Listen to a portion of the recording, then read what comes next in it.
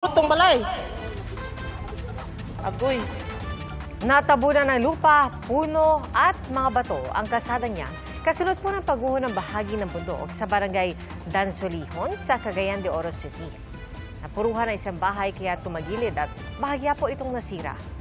Walang naiulat na nasaktan pero pahirapan ang pagdaan ngayon ng mga residente. Patuloy ang clearing operations.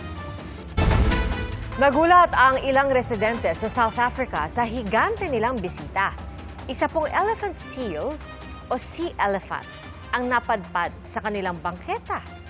Ayon sa non-profit organization na Cape of Good Hope Society for the Prevention of Cruelty to Animals, ligtas nang naibalik ang elephant seal sa dagat.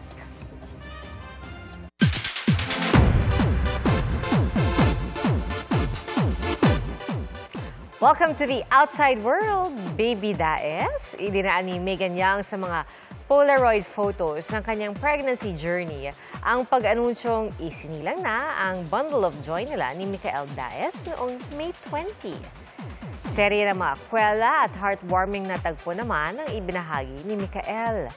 At kasama rito ang mga paghahanda nila bago maging mga magulang. Punong-puno raw ng pagmamahal ang mag-asawa.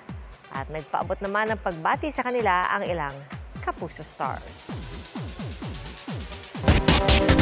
Congratulations sa inyo, Micael and Megan, and welcome to Baby Daes. Mga Kapuso, salamat po sa inyong pagsaksi. Ako si Pia Arcangel para sa mas malaking misyon at sa mas malawak na paglilingkod sa bayan. Mula sa GMA Integrated News, ang News Authority ng Filipino. Hanggang bukas, sama-sama po tayong magiging saksi!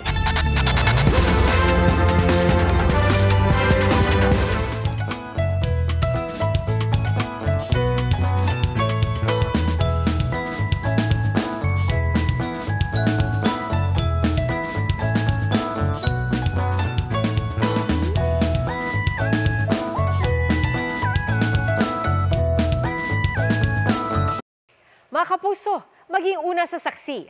Mag-subscribe sa GMA Integrated News sa YouTube para sa iba't ibang balita.